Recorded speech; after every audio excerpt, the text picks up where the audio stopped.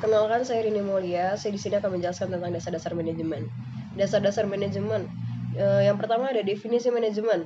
Manajemen adalah proses perencanaan, pengorganisasian, pengarahan, dan pengawasan usaha-usaha para anggota organisasi dan penggunaan sumber daya organisasi lainnya agar mencapai tujuan yang ditetapkan.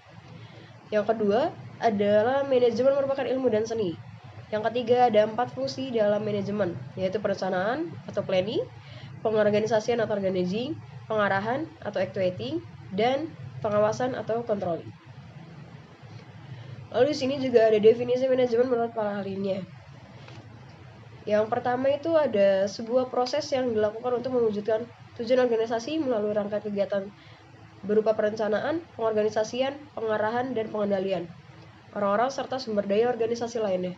Menurut Nicholas McHugh, McHugh 1997. Tapi di sini juga ada seni atau proses dalam menyelesaikan sesuatu yang terkait dengan pencapaian tujuan. Menurut Ernie dan Kurniawan 2005. Selanjutnya di sini ada faktor-faktor dalam pencapaian tujuan. Adanya penggunaan sumber daya organisasi, baik sumber daya manusia maupun faktor-faktor produksi lainnya. Sumber daya tersebut meliputi sumber daya manusia, sumber daya alam, sumber daya keuangan, serta informasi. Griffin 2002. Lalu di sini ada fungsi-fungsi manajemen yang tadi udah dijelasin juga. Fungsi-fungsi manajemen itu ada perencanaan, yaitu planning, pengorganisasian organizing, pengarahan leading, dan pengawasan controlling. Lalu di sini untuk fungsi manajemen itu ada perencanaan. Perencanaan itu fungsi itu proses yang menyangkut upaya yang dilakukan untuk mengantisipasi kecenderungan di masa yang akan datang dan penentuan strategi dan taktik yang tepat untuk mewujudkan target dan tujuan organisasi. Kegiatan dalam fungsi perencanaan menetapkan tujuan dan target bisnis, merumuskan strategi untuk mencapai tujuan dan target bisnis tersebut, menentukan sumber daya yang diperlukan, menetapkan standar atau indikator keberhasilan dalam pencapaian tujuan dan target bisnis. Lalu selanjutnya ada fungsi perorganisasian. Fungsi perorganisasian itu proses yang menyangkut bagaimana strategi dan taktik yang telah dirumuskan dalam perencanaan tadi desain di dalam sebuah struktur organisasi yang tepat dan tangguh, sistem dan lingkungan organisasi yang kondusif dan dapat memastikan bahwa semua pihak dalam organisasi dapat bekerja secara efektif dan efisien. Tujuannya untuk mencapai tujuan organisasi. Kegiatan yang dilakukan dalam fungsi perorganisasian, yaitu mengelola sumber daya, merumuskan dan menetapkan tugas, dan menetapkan prosedur yang diperlukan. Menetapkan struktur organisasi yang menunjukkan adanya garis kewenangan dan tanggung jawab. Lalu ada kegiatan perekrutan, penyeleksian, pelatihan, dan pengembangan sumber daya manusia atau tenaga kerja, kegiatan penempatan sumber daya manusia pada posisi yang paling tepat. Lalu ada fungsi pengarahan atau leading. Tadi, proses implementasi program agar dapat dijalankan oleh semua pihak dalam organisasi serta proses memotivasi agar semua pihak tersebut dapat menjalankan tanggung jawabnya dengan penuh kesadaran dan produktivitas yang tinggi. Kegiatan dalam fungsi pengarahan itu mengimplementasikan proses kepemimpinan, pembimbingan, dan pemberian motivasi kepada tenaga kerja agar dapat bekerja secara efektif dan efisien dalam mencapai tujuan, memberikan tugas dan penjelasan rutin mengenai pekerjaan.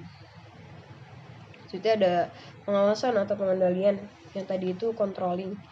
Proses yang dilakukan untuk memastikan seluruh rangkaian kegiatan yang telah direncanakan, diorganisasikan, dan diimplementasikan dapat berjalan sesuai dengan target yang diharapkan, sekalipun berbagai perubahan terjadi dalam lingkungan dunia bisnis yang dihadapi.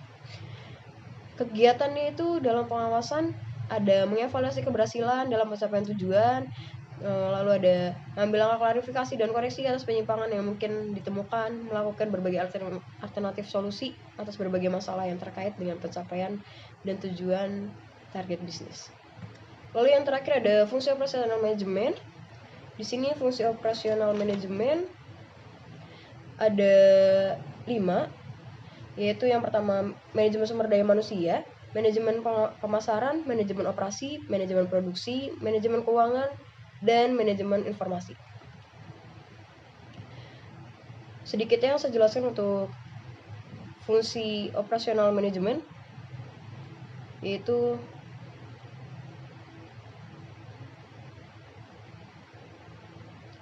ada manajemen sumber daya manusia. Manajemen sumber daya manusia itu penerapan manajemen berdasarkan fungsinya untuk memperoleh sumber daya manusia yang terbaik bagi bisnis yang kita jalankan, dan bagaimana sumber daya manusia yang terbaik tersebut dapat dipelihara dan tetap bekerja bersama kita dengan kualitas pekerjaan yang senantiasa konstan ataupun bertambah.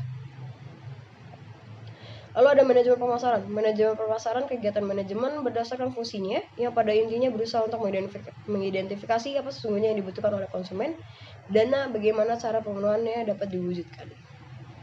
Lalu ada manajemen produksi.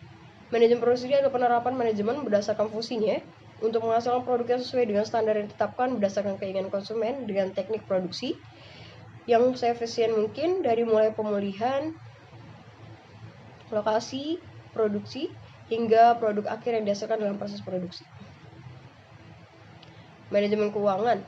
Manajemen keuangan kegiatan manajemen berdasarkan fungsinya yang pada intinya berusaha untuk memastikan bahwa kegiatan bisnis yang dilakukan mampu mencapai tujuan secara ekonomis, yaitu diukurnya berdasarkan profit. Lalu ada manajemen informasi. Manajemen informasi itu kegiatan manajemen berdasarkan fungsinya yang pada intinya berusaha memastikan bahwa bisnis yang dijalankan tetap mampu untuk terus bertahan dalam jangka panjang. Di sini ada daftar pustakanya. Mungkin itu saja yang bisa saya sampaikan untuk dasar-dasar manajemen. Kurang lebihnya mohon maaf. Terima kasih.